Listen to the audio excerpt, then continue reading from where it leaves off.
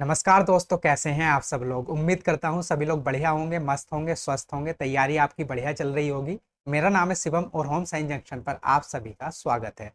आप सभी लोगों को श्री कृष्ण जन्माष्टमी की बहुत सारी शुभकामनाएं। तो आज की क्लास में जो हमारा पेपर है वो है DSSS PGT हिस्ट्री का।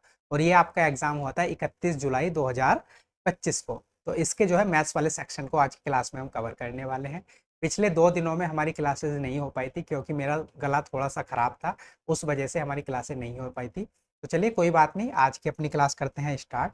तो भाई अगर आपको इस क्लास का पीडीएफ चाहिए तो वो पीडीएफ मिल जाएगा आपको Telegram channel paper 1 by Shivam Chauhan पर। यहाँ से जाके आप अपना पीडीएफ डाउनलोड कर सकते हैं और मैथ्स और रीजनिंग के साथ साथ बाकी सेक्शन की भी आप प्रैक्टिस कर सकते हैं।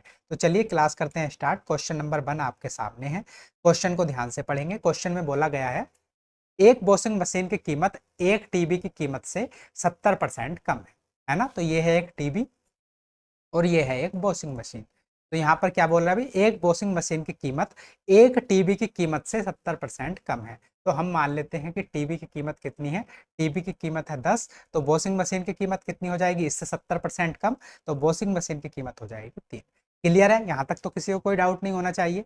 उसके बाद यदि वॉशिंग मशीन की कीमत में 90% की वृद्धि हो जाती है, तो जो ये वॉशिंग मशीन है इसकी कीमत में हम कितने परसेंट की वृद्धि कर रहे हैं, 90% की वृद्धि। तो कितने की वृद्धि हो जाएगी, अगर 3 रुपए की थी ये, तो अब 90% की वृद्धि के साथ कितने की हो जाएगी, 9 × 27 2.7 की तो वृद्धि होगी। तो टोटल कितने की हो जाएगी भाई, 5.7 की। क्लियर है इतनी बात। अब आगे बढ़ते हैं। और टीवी की कीमत में 14% की कमी हो जाती है और जो ये टेलीविजन है इसमें 14% की क्या हो जाती है, कमी। तो 14% की कमी होगी तो 1.4 रुपीज़ की कमी हो जाएगी। और 1.4 रुपीज़ की अगर 10 में से आप माइनस करोगे, 10 में से 1.4 को आप माइनस करोगे, कितना बचेगा, 8.6। क्लियर है। तो पहले अगर टीवी की कीमत 10 रुपए थी तो अब कितनी रहेगी, 8.6। ऐसे ही पहले अगर वॉशिंग मशीन की कीमत 3 रुपए थी तो अब कितनी होगी, 5.7। अब क्वेश्चन में आगे ये बोल रहा है भाई, तो 5 वॉशिंग मशीन और 6 टीवी की कुल कीमत में कितने परसेंट की हमें बताना है कि परिवर्तन आएगा, वृद्धि होगी, कमी होगी, ये हमें बताना है, टोटल परसेंटेज बताना है। तो 5 वॉशिंग मशीन, तो वॉशिंग मशीन है 5। तो स्टार्टिंग में तो हमने एक के लिए थी कीमत 3 रुपए, तो 5 की टोटल कितनी हो जाएगी, तो यहाँ से 5 से मल्टीप्लाई कर देंगे तो ये कितना हो जाएगा, 5 या 15। तो स्टार्टिंग में कीमत कितनी थी, 15। अब देखिए अब क्या हो गया, जब 90% की इसमें वृद्धि होगी तो यहाँ पर भी हमें 5 से मल्टीप्लाई करना पड़ेगा। तो 5 से गुणा करेंगे तो टोटल कितना हो जाएगा, 5 × 7 = 35 और बचा कितना, 3, 5 दूनी 10 और 13। 13.5% की क्या हो जाएगी, वृद्धि हो जाएगी 5 वॉशिंग मशीन पर, है ना। ऐसे ही 6 टीबी, तो 6 टीबी की स्टार्टिंग में कीमत कितनी थी, 6 से गुणा कर देंगे, 60 रुपए या फिर 60%, कुछ भी मान सकते हैं। उसके बाद अगर एक जो है एक टीबी पर 1.4 की जो है वृद्धि हुई थी तो 6 पर कितनी की हो जाएगी, तो यहाँ पर भी 6 से गुणा कर देंगे तो 14 कितना होता है, 84। और इसकी क्या हो जाएगी, कमी हो जाएगी, 8.4% की क्या हो जाएगी, कमी हो जाएगी, या फिर 8.4 रुपीज़, आप कुछ भी ले सकते हैं, है ना। तो यहाँ पर 8.4 की क्या हो जाएगी, कमी, क्योंकि 1.4 की यहाँ पर हो रही थी कमी, यहाँ पर हो रही थी वृद्धि। तो एग्रीगेट अगर हम देखें टोटल क्या हुआ भाई, अगर हम टोटल की बात करें तो यहाँ पर 8.4 की कमी हो रही है, यहाँ पर 13.5 की वृद्धि हो रही है। तो 13 में से 8 माइनस करेंगे कितना बचेगा, 5, और 5 में से 1 माइनस करेंगे 4, सॉरी ये। तो यहाँ पर 5.1% की क्या हो रही है, वृद्धि टोटल पर। टोटल कितने पर, ये जो हमारा स्टार्टिंग में टीबी की कीमत थी और वॉशिंग मशीन की, 5 वॉशिंग मशीन और 6 जो है हमारे टीबी, तो टोटल अगर हम एग्रीगेट की बात करें तो 5.1 की क्या हो रही है, वृद्धि।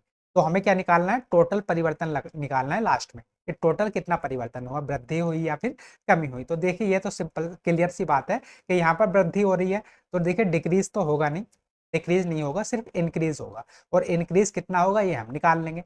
तो 5.1 की क्या हो रही है, वृद्धि हो रही है, मतलब डिफरेंस कितना आया, 5.1 का, कितने पर, तो पहले 60 था टीबी का मूल्य और 15 था किसका, वॉशिंग मशीन का, तो दोनों को जोड़ देंगे कितना जाएगा, 75। तो 75 पर 5.1 का डिफरेंस आया, तो 100 पर कितना, यहाँ पर 100 से मल्टीप्लाई कर देंगे तो 25 या 75, 25 चौका 100, 3 से 51 कितनी बार चला जाएगा, 1.7 टाइम्स। तो 17 चौका 68, 6.8% की क्या हो जाएगी, वृद्धि हो जाएगी। हमारा जो है सेकंड ऑप्शन हो जाएगा करेक्ट ऑप्शन। समझ पाए आप क्वेश्चन को, यहाँ पर किसी को कोई डाउट होना नहीं चाहिए क्योंकि बिल्कुल आराम से बेसिक से मैंने सारी चीजें आपको बताई हैं। चलिए आगे बढ़ जाते हैं, अगला क्वेश्चन देख लेते हैं, question number second. Question number second हमारे सामने मेंस्ट्रुएशन का ये क्वेश्चन है। क्वेश्चन में बोल रहा है भाई, 10.5 सेंटीमीटर ऊंचाई और 14 सेंटीमीटर व्यास वाले एक ठोस बेलन का आयतन सेंटीमीटर क्यूब में कितना होगा। तो हमें क्या बताना है, बेलन का आयतन। तो बेलन के आयतन का आपको सबको फॉर्मूला पता होगा, पाई आर स्क्वायर एच। ये होता है बेलन के आयतन का फॉर्मूला। यहाँ पर हम वैल्यू रख देंगे, तो पाई की वैल्यू क्या रखेंगे, 22/7 गुणा आर, त्रिज्या कितनी है, तो देखिए यहाँ पर दे रखा है 14 सेंटीमीटर व्यास। अगर व्यास 14 सेंटीमीटर है तो त्रिज्या व्यास की आधी होती है, तो त्रिज्या कितनी हो जाएगी, 7 सेंटीमीटर, और 7 का हमें करना है स्क्वायर, तो 7 गुणा 7 इंटू ऊंचाई, तो ऊंचाई दे रखी है 10.5 सेंटीमीटर। अब आप इसको सॉल्व कर लेंगे, आंसर आ जाएगा भाई, 7 से तो 7 कैंसिल आउट हो जाएगा। अब देखिए जो भी हमारा आंसर होगा उसमें दो चीजें आपको कॉमन मिलेंगी। क्या कॉमन मिलेगी, पहले तो देखिए यहाँ पर 11 का मल्टीपल होना चाहिए। जो भी आंसर हमारा आएगा उसमें 11 का मल्टीपल होना चाहिए, और 7 का भी मल्टीपल रहेगा, है ना। तो आप चेक कर लीजिए, तो 11 का मल्टीपल अगर हम चेक करें तो 7 7 14, 14 में से 2 माइनस करेंगे 12, यहाँ पर 12, 11 का, ये 11 से पूरा पूरा डिवाइड नहीं होगा, ऐसे ही 6 + 7 13, 13 में से 2 माइनस करेंगे तो आएगा 11, तो ये 11 से पूरा पूरा डिवाइड हो जाएगा। 6 6 12, 12 में से 2 माइनस करेंगे कितना आएगा, 10, ये 11 से डिवाइड नहीं होगा। और 7 6 13, 13 में से 2 माइनस करेंगे, यहाँ पर आएगा 11। तो हमारे पास दो ऑप्शन बच गए, एक तो सेकंड और फोर्थ। इन ये जो दोनों ऑप्शन है ये 11 से पूरा पूरा डिवाइड होते हैं। अब इसमें देखिए 11 से तो होते हैं, तो 7 से भी होना चाहिए, है ना, 7 का भी मल्टीपल है यहाँ पर, तो 7 से जो भी हो जाएगा 7 से भी चेक कर लेते हैं। तो देखिए 7 दूनी 14, बचा कितना, 3, 7 चौक 28, यहाँ पर बचा 3 और 36, तो 7 से पूरा पूरा नहीं जाएगा 36, तो ये ऑप्शन भी गलत हो गया। हमारा फोर्थ ऑप्शन बचा है, यही हो जाएगा करेक्ट। और ये देखिए अगर आप 7 से चेक करोगे पूरा पूरा डिवाइड भी होगा, तो 7 दूनी 14, बचेगा कितना, 2, 7 × 21 और 7 का ना 7, तो ये पूरा पूरा 7 से भी डिवाइड हो रहा है, 11 से भी, इसलिए हमारा फोर्थ ऑप्शन हो जाएगा करेक्ट ऑप्शन। या फिर आप कर सकते हैं क्या, सीधे आप इनकी मल्टीप्लाई कर लें, तब भी आंसर आ जाएगा। तो मैंने दोनों तरीके बता दिए कि आपको अप्रोच सारी पता होनी चाहिए। कि यहाँ पर तो देखिए कैलकुलेशन इतनी मुश्किल नहीं थी, आप गुणा भी कर सकते थे, लेकिन अगर गुणा बहुत बड़ी बड़ी आ जाए, कैलकुलेशन काफ़ी बड़ी आ जाए, तब आपको ये तरीका भी पता होना चाहिए कि आप जो है मल्टीपल चेक करके भी अपने क्वेश्चन का आंसर ला सकते हैं। आगे बढ़ जाएं, अगला क्वेश्चन देख लेते हैं, क्वेश्चन नंबर 3। क्वेश्चन नंबर 3 हमारे सामने है, तो ये तो भाई रिपीटेड क्वेश्चन है। आपको दे रखा है 88/y और y/22, तो y का धनात्मक मान क्या होगा, मैंने आपको बता रखा है कि पास पास वालों के आपस में गुणा कर दो, दूर दूर वालों के आपस में गुणा कर दो। तो 22 की 22 से गुणा करेंगे, कितना आ जाएगा, y² बराबर 88 की हमें किससे गुणा करनी पड़ेगी, 22 से। तो यहाँ से y² की वैल्यू ये है, y की वैल्यू निकालनी है, तो ये अंडर रूट के अंदर आ जाएगा। तो 88 को हम क्या लिख सकते हैं, 11 × 8 भी लिख सकते हैं, और 22 को क्या लिख सकते हैं, 11 × 2 लिख सकते हैं। तो जब अगर हम यहाँ से बाई की वैल्यू निकालेंगे तो ये सब किसके अंदर चला जाएगा, अंडर रूट के। तो बाई की वैल्यू क्या आ जाएगी, तो देखिए 2 11 है, 1 11 बाहर आ जाएगा, और 8 दूनी 16, तो 16 से क्या बाहर आएगा, 4, तो गुणा 4 क्या आ जाएगा, 44। तो बाई की वैल्यू कितनी आ जाएगी, 44, फोर्थ ऑप्शन हो जाएगा हमारा करेक्ट आंसर। आगे बढ़ते हैं, अगला क्वेश्चन देख लेते हैं, क्वेश्चन नंबर 4। क्वेश्चन नंबर 4 है भाई, जब एक पियानो का विक्रय मूल्य 16,380 रुपए है तो दुकानदार को 9% की हानि होती है। उस पियानो का विक्रय मूल्य कितना होना चाहिए ताकि उसे 10% का लाभ। तो देखिए 9% की हानि हो रही है विक्रय मूल्य, है ना। जब उसका विक्रय मूल्य था कितना, 16,380, तब उसे कितने परसेंट की हानि हो रही है, लॉस हो रहा है 9% का या फिर 9% का उसको हानि हो रही है। तो ये जो 16,380 कितने परसेंट की वैल्यू है, ये 91% की, 91% की वैल्यू है, क्योंकि 9% की हानि हो रही है इतने पर बेचने पर। हमें क्या बताना है, उस पियानो का विक्रय मूल्य कितना होना चाहिए ताकि उसे जो है 10% का लाभ हो। अगर हमें इस पर 10% का लाभ चाहिए तो कितने में बेचना पड़ेगा, 110 में। तो 91% की वैल्यू आपको दे रखी है, आपको 110% की वैल्यू निकालनी है। इसको सोल्व कर लेंगे, तो सोल्व करेंगे तो भाई यहाँ पर देखिए 2 जीरो आएंगे। देखिए यहाँ पर अगर आप यूनिट डिजिट से जाएं तो 1 से 8 पूरा पूरा चला जाएगा, है ना। जब हम इसको जो है सॉल्व करेंगे तो ये पूरा पूरा कैंसिल आउट हो जाएगा। अब देखिए 2 जीरो बचेंगे, 1 जीरो यहाँ पर है, 1 जीरो यहाँ पर है, ये जीरो किसी से कटेंगे तो है नहीं, है ना। तो ये 2 जीरो बचेंगे, तो जो भी हमारा आंसर आएगा उसमें लास्ट की जो 2 डिजिट रहेंगी वो 2 जीरो रहेंगे। तो देखिए यहाँ पर कितने जीरो बन रहे हैं, यहाँ पर तो 4 है, ये नहीं होगा। यहाँ पर 2 जीरो बन रहे हैं, ये हो सकता है हमारा आंसर। यहाँ पर देखिए यहाँ पर भी 2 जीरो बन रहे हैं, ये नहीं होगा। और सॉरी ये भी हो सकता है, और यहाँ पर देखिए 3 जीरो बन रहे हैं, ये नहीं होगा। तो 2 ऑप्शन हमारे एलिमिनेट हो गए, लेकिन 2 ऑप्शन अभी भी बचे हैं। अब देखिए अगर हम यूनिट डिजिट से क्वेश्चन को सोल्व करें तो 1 की 8 से गुणा करेंगे 8, और 8 1 से 8 बार ही चला जाएगा। तो देखिए यहाँ पर दोनों चीजें कॉमन है, तो ऐसे भी हम क्वेश्चन को नहीं कर पाएंगे। अब हमें क्या करना पड़ेगा, इसको सोल्व भी करना पड़ेगा, क्योंकि दो ऑप्शन में हम फंस चुके हैं। यहाँ पर ना तो ये यूनिट डिजिट से सोल्व हो रहा है हमारा, है ना फिर अगर हम 3 डिजिट भी निकाल ले लास्ट की तब भी सोल्व नहीं हो। तो इसको सोल्व कर लेते हैं। तो 91, सबसे पहले 13 से 13 सत्ते 91, उसके बाद 13 बचेगा कितना 3, तो 13 दूनी 26, 26 हो गया। तो यहाँ पर बचा कितना 7, 13 छंग 78, तो 1260 आ गया। अब 7 से 1260 कितनी बार चला जाएगा, तो 7 बचेगा कितना 5, 7 अट्ठे 56, 180 टाइम्स। तो यहाँ पर क्या हो गया भाई 180 गुणा 11, तो 110, सॉरी, तो 2 जीरो तो आने ही आने हैं। 11 अट्ठे 88, कितना बचेगा 8, और 11 के 11, 11 और 8 कितना हो जाएगा 19। तो यह हो गया 19,800, हमारा जो है सेकंड ऑप्शन करेक्ट ऑप्शन।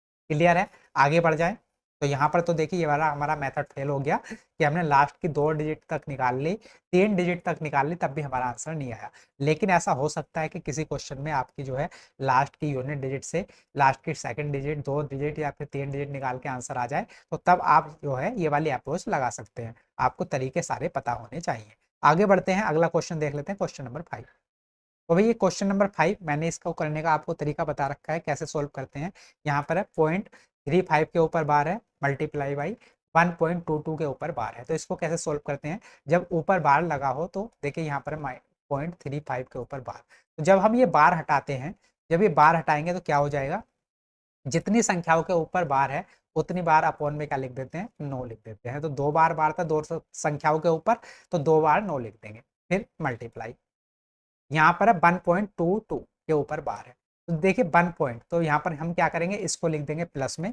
और 22 बचा है, 22 के ऊपर बार है, तो इसको लिखने का क्या तरीका है, जितनी संख्याओं के ऊपर बार था उतनी बार नीचे क्या लिख दो, 9 लिख दो। क्लियर है। अब देखिए 11 से 22 चला जाएगा 2 बार, 11 से 99 कितनी बार चला जाएगा, 9 बार। तो यहाँ पर क्या बचेगा अभी 35/99 गुणा 9 की 1 से गुणा करेंगे 9, प्लस 2 कितना हो जाएगा 11/9। अब 11 से 99 कितनी बार चला जाएगा 9, तो यहाँ पर क्या बचेगा 35/9 नम 81, 81 हमारा जो है थर्ड ऑप्शन हो जाएगा करेक्ट ऑप्शन। क्लियर है, समझ पाए क्वेश्चन को, आगे बढ़े। अगला क्वेश्चन देख लेते हैं। क्वेश्चन नंबर 6 हमारे सामने अभी कि 500 मीटर की दौड़ में ए बी को 12 सेकंड की बढ़त देता है और उसे 40 मीटर से हरा देता है, और 500 मीटर की एक अन्य दौड़ में ए बी से 16 सेकंड से हरा देता है। तो ये से नहीं है, को है ना, इसको करेक्ट कर लेना। ए बी को 16 सेकंड से हरा देता है, उनकी चालों का अनुपात क्या होगा ये हमें बताना है। तो सबसे पहले क्वेश्चन में क्या जरूरी है, लैंग्वेज को समझना। तो मैं आपको समझा देता हूँ। तो देखिए यहाँ पर ये है कोई डिस्टेंस 500 मीटर की, ये 500 मीटर की रेस होनी है, ये है स्टार्टिंग पॉइंट और ये है एंड पॉइंट। अब क्या होता है, देखिए यहाँ पर 2 पर्सन है ए और बी, तो ए बी को बोलता है कि भाई तू जो है दौड़ना स्टार्ट कर दे, और जब तू 12 सेकंड दौड़ लेगा उसके बाद मैं जो है दौड़ना स्टार्ट करूंगा। तो हम मान लेते हैं कि भाई देखिए ए तो यहीं पर रुका रहा और 12 सेकंड तक सिर्फ कौन दौड़ा, बी दौड़ा, और 12 सेकंड में मान लेते हैं कि बी यहाँ पर हो गया होगा। 12 सेकंड जब वो अकेला दौड़ता रहा, अब जब बी पॉइंट पर ये जो है बी यहाँ पर आ गया, तो अब जो है ए ने स्टार्ट किया है दौड़ना। अब जब वो स्टार्ट करते हैं तो ए तो पहुंच गया लास्ट पॉइंट पर, एंड पॉइंट पर, लेकिन बी तब भी कहां पर पहुंच पाया, सिर्फ यहाँ पर पहुंच पाया, और ये जो है कितना है 40 मीटर से हरा देता है, तो ये डिस्टेंस है 40 मीटर। क्लियर है, पहली कंडीशन को आप समझ पाए। अब देखिए दूसरी कंडीशन क्या है, ये भी 500 मीटर की रेस ही है। तो देखिए 500 मीटर की एक अन्य दौड़ में ए बी को 16 सेकंड से हरा देता है। अब क्या होता है, ए और बी जो है एक साथ दौड़ना स्टार्ट करते हैं। पहली कंडीशन में क्या हुआ था, ए ने बोला था बी से कि तू पहले 12 सेकंड दौड़ ले तब मैं दौड़ना स्टार्ट करूंगा, लेकिन सेकंड कंडीशन में ए और बी ने एक साथ दौड़ना स्टार्ट किया, और क्या हुआ कि ए तो पहुंच गया लास्ट पॉइंट पर, लेकिन बी जो है कहां पर पहुंच पाया, सिर्फ यहां पर पहुंच पाया, और ए ने बी को कितने सेकंड से हरा दिया, 16 सेकंड से, है ना। ये 16 सेकंड इससे पहले ही पहुंच गया है ए लास्ट पॉइंट पर, और बी रह गया है यहाँ पर। तो हमें क्या बताना है, उनकी चालों का अनुपात बताना है। तो देखिए जो रेस की दूरी है, डिस्टेंस है, वो 500 मीटर है दोनों जगह, दोनों की स्पीड भी सेम रही होगी दोनों जगह, है ना। अब हमें उनकी चालों का अनुपात निकालना है। तो कैसे निकालेंगे, अब हम पहली और सेकंड कंडीशन को अगर देखें, पहली कंडीशन में कितना टाइम लिया था उसने भी एक्स्ट्रा, जो ए ने बी को बढ़त दी थी वो कितने की दी थी, 12 सेकंड की, प्लस वो 40 मीटर से और हाथ गया था। तो 12 सेकंड प्लस 40 मीटर किसके बराबर है, सेकंड वाली अगर हम कंडीशन की बात करें तो ये 16 सेकंड के बराबर है। यहाँ पर उसने कोई बढ़त नहीं दी थी, लेकिन ए ने जो है बी को 16 सेकंड से हरा दिया था। तो ये 12 सेकंड प्लस 40 मीटर यहाँ पर किसके बराबर है, 16 सेकंड के बराबर है। क्लियर है इतनी बात। तो यहाँ से अगर हम इसको सोल्व करें तो 12 सेकंड माइनस हो जाएंगे, तो 4 सेकंड किसके बराबर हो जाएगा, 40 मीटर के। और 1 सेकंड की जो वैल्यू आई वो कितनी आई, 10 मीटर के बराबर। क्लियर है, यहाँ तक तो किसी को कोई डाउट नहीं होना चाहिए। तो 1 सेकंड की वैल्यू कितनी आ गई, 10 मीटर। अब भाई मुझे बताइए, अगर हम यहाँ पर देखें ये 500 मीटर की रेस थी, तो ए कितना दौड़ा, अगर हम ए की बात करें तो ए तो पूरा दौड़ा 500 मीटर। और बी की बात करें तो बी ने कितनी डिस्टेंस कवर की है, तो देखिए 16 सेकंड से हार गया था। 1 सेकंड की वैल्यू कितनी है, 10 मीटर, तो 16 सेकंड की वैल्यू कितनी हो जाएगी, 16 सेकंड की वैल्यू हो जाएगी 160 मीटर। मतलब ये जो डिस्टेंस है वो कितनी है, 160 मीटर। और बी यहाँ से यहाँ तक ही दौड़ा, मतलब 500 में से 160 मीटर वो कम दौड़ा। तो 500 में से 160 मीटर हम माइनस करेंगे तो कितना बचेगा, यहाँ पर बचेगा भाई, ये हो जाएगा 340 मीटर। तो बी ने कितनी डिस्टेंस कवर करी है, यहाँ से यहाँ तक की 340 मीटर। क्लियर है।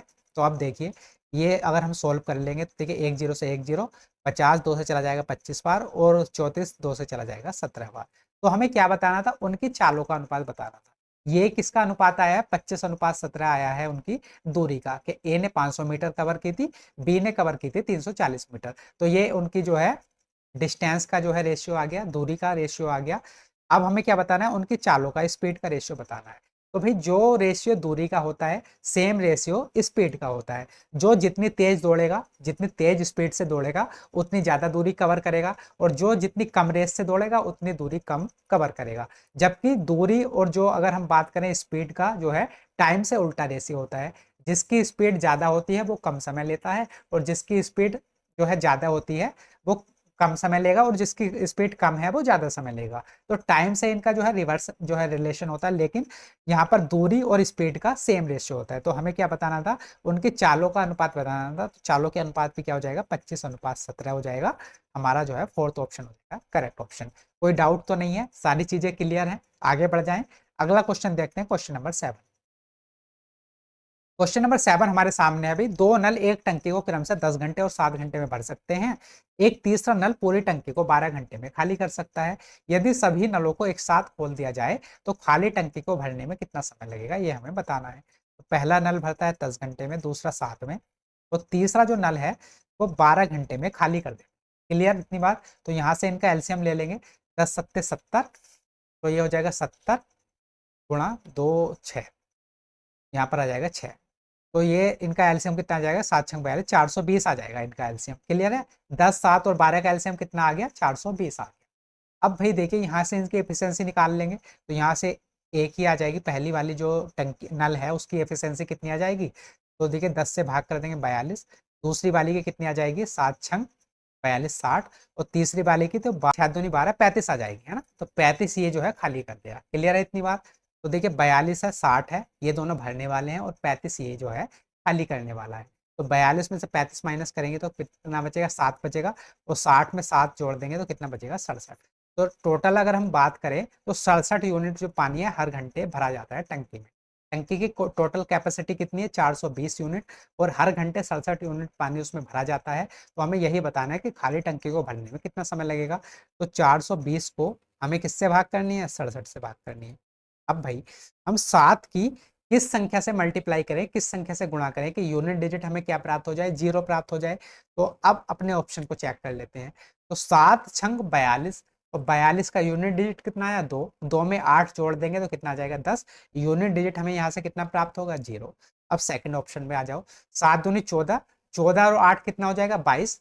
यहाँ से यूनिट डिजिट कितना आया, 2। 7 8 56, 56 में 8 जोड़ दोगे तो कितना आ जाएगा, 64। यहाँ पर यूनिट डिजिट कितना आया, 4। और 7 या 21, 21 में 8 जोड़ोगे कितना आएगा, 29। यहाँ पर यूनिट डिजिट आया 9। तो सिर्फ यूनिट डिजिट 0 कहाँ पर दिख रहा है हमें, फर्स्ट ऑप्शन में। फर्स्ट ऑप्शन हो जाएगा हमारा करेक्ट, बाकी सारे ऑप्शन हो जाएंगे हमारे गलत। क्लियर है इतनी बात। या फिर आप 67 से 420 को भाग दे दो, तब भी यही आंसर आपका आ जाएगा। क्लियर है, आगे बढ़ते हैं। अगला क्वेश्चन देखते हैं, क्वेश्चन नंबर 8। क्वेश्चन नंबर 8 है भाई, यदि एक बिस्तर का विक्रय मूल्य प्रारंभिक विक्रय मूल्य का 8 गुना है, तो लाभ प्रारंभिक लाभ का 10 गुना है, प्रारंभिक लाभ प्रतिशत ज्ञात कीजिए। तो ये जो क्वेश्चन आ रहे हैं ये लैंग्वेज वाले आ रहे हैं। आपको लैंग्वेज समझना पड़ेगा। अगर आप लैंग्वेज समझ जाते हैं तो क्वेश्चन आसान है, लैंग्वेज नहीं पकड़ पाते हैं तब आपके लिए क्वेश्चन मुश्किल है। तो क्वेश्चन में बोल रहा है, यदि एक बिस्तर का विक्रय मूल्य प्रारंभिक विक्रय मूल्य का 8 गुना है, तो हम मान लेते हैं ये है भाई स्टार्टिंग में और ये है एंड में, प्रारंभिक और ये है बाद वाला, है ना। तो प्रारंभिक में क्या होता है, हम मान लेते हैं उसका जो कॉस्ट प्राइस है, क्रय मूल्य है, वो कितना मान लिया हमने सी, और जो उसका विक्रय मूल्य है, सेलिंग प्राइस है, उसको मान लिया है एस। तो भाई हमें क्या प्राप्त करना है यहाँ पर, लाभ। तो प्रॉफिट कितना हो जाएगा, प्रॉफिट हो जाएगा, अगर हम विक्रय मूल्य में से क्रय मूल्य को माइनस कर दे तो हमें क्या मिलता है, लाभ मिलता है। तो देखिए एस विक्रय मूल्य है और क्रय मूल्य सी, तो विक्रय मूल्य में से हमने क्रय मूल्य माइनस कर दिया, हमें मिल गया ये लाभ। ये हुई पहली कंडीशन। अब बाद वाले में क्या होता है भाई, तो देखिए स्टार जो बाद वाला है उसमें भी देखिए कॉस्ट प्राइस तो उसका सी ही है ना, जो क्रय मूल्य है उसको तो हम सी ही मानेंगे, क्योंकि जो क्रय मूल्य है वो तो सेम रहेगा। लेकिन क्या होता है, विक्रय मूल्य प्रारंभिक विक्रय मूल्य का 8 गुना हो जाता है। पहले विक्रय मूल्य कितना था, पहले विक्रय मूल्य था हमारा पास जो है एस, तो अब कितना हो जाएगा 8 गुना, तो ये हो जाएगा 8 एस। उसके बाद तो लाभ प्रारंभिक लाभ का 10 गुना हो जाता है। और अब लाभ कितना होगा, तो अगर हम अब प्रॉफिट की बात करें तो वो कितना हो जाएगा, तो विक्रय मूल्य में से क्रय मूल्य माइनस कर देंगे, 8s में से सी माइनस करेंगे, तो ये आ जाएगा हमारा लाभ। अब भाई क्वेश्चन के अकॉर्डिंग ये जो प्रारंभिक लाभ है वो कितना था, एस माइनस सी, और ये किसके बराबर है, बाद वाले लाभ के, तो 8s माइनस के सी, लेकिन 10 गुना है, प्रारंभिक लाभ का 10 गुना है, तो यहाँ पर 10 कर देंगे और ये दोनों हो जाएंगे बराबर। क्लियर है, जो प्रारंभिक लाभ है, प्रारंभिक लाभ, प्रारंभ सॉरी जो बाद वाला लाभ है प्रारंभिक लाभ का 10 गुना है, तो ये प्रारंभिक लाभ में अगर हम 10 से गुणा कर दे तो दोनों बराबर हो जाएंगे, क्योंकि ये तो ऑलरेडी इसका 10 गुना था।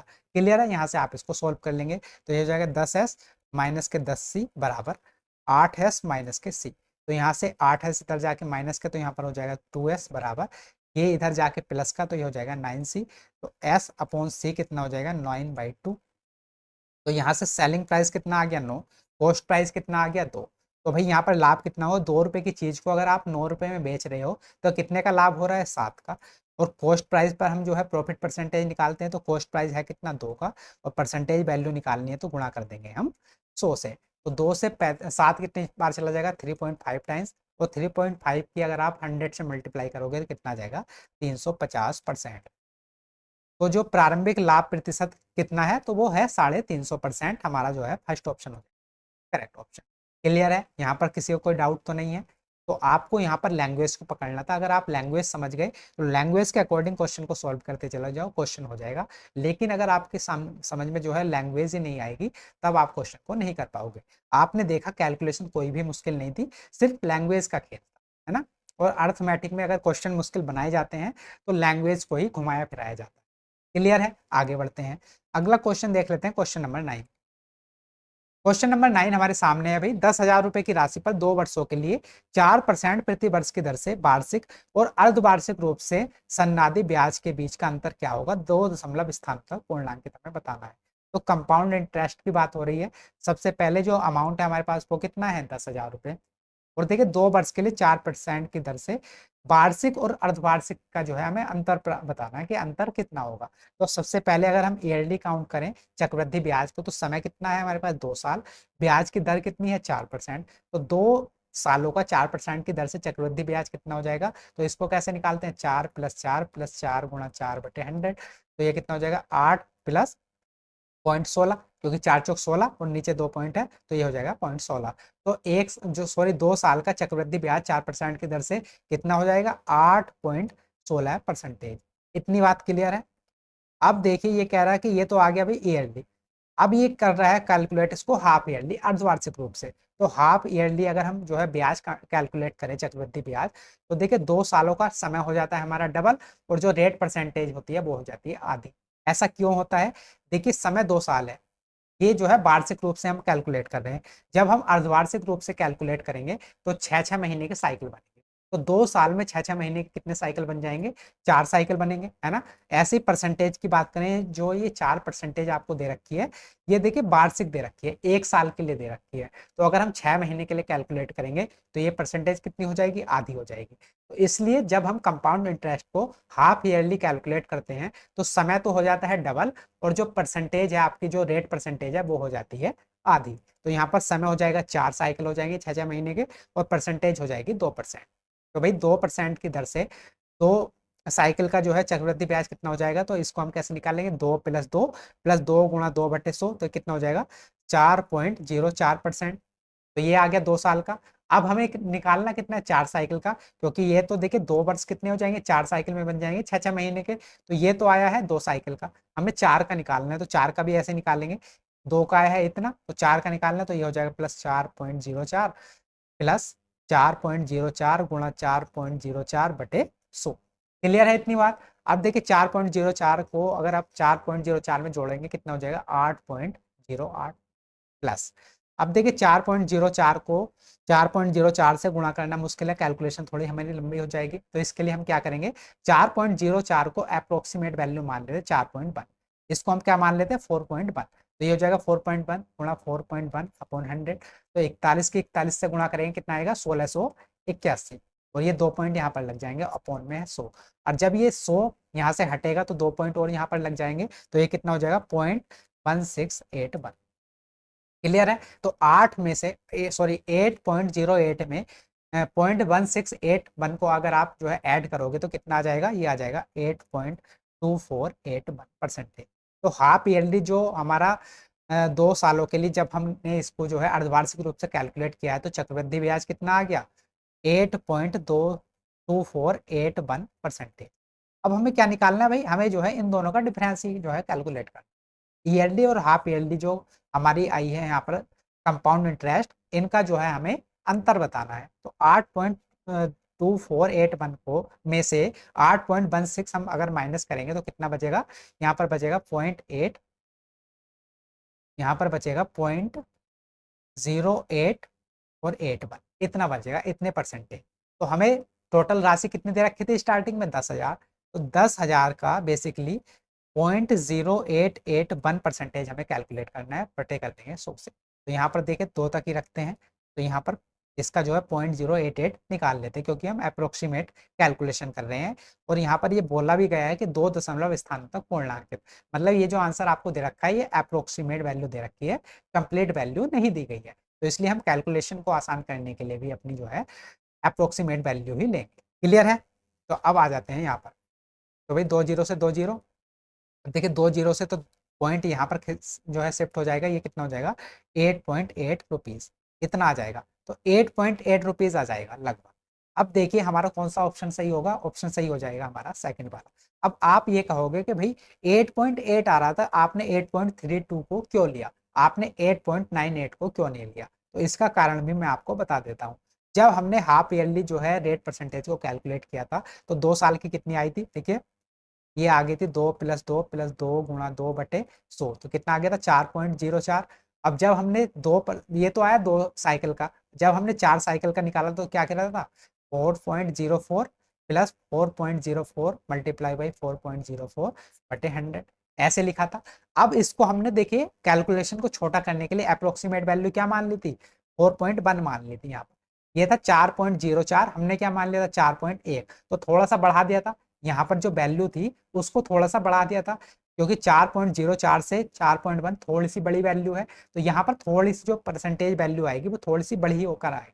तो हमारा जो आंसर आया है थोड़ा सा ज्यादा आया है, मतलब एक्चुअल आंसर से थोड़ा सा ज्यादा आया है। अगर हमें एक्चुअल आंसर चाहिए तो 8.8 से थोड़ा सा कम आंसर होगा, और 8.8 से थोड़ा सा कम कहाँ पर है, सेकंड ऑप्शन में, इसलिए सेकंड ऑप्शन हो जाएगा हमारा करेक्ट ऑप्शन। क्लियर है, कोई डाउट तो नहीं है। तो आप समझ पाए ना कि हमने फर्स्ट ऑप्शन को क्यों नहीं लिया, हमने सेकंड ऑप्शन को क्यों लिया है।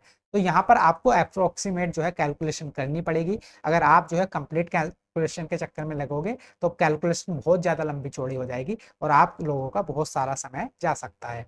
क्लियर है, किसी को कोई डाउट है तो आप कमेंट बॉक्स में पूछ सकते हैं, उसको मैं फिर से जो है डाउट को क्लियर करने की कोशिश करूंगा। और एक बार अगर आपकी समझ में नहीं आता तो आप जो है वीडियो को दोबारा रिपीट करके देख सकते हैं, तब पक्का आपकी समझ में आ जाएगा। चलिए आगे बढ़ जाएं, आगे क्वेश्चन देखते हैं, क्वेश्चन नंबर 10।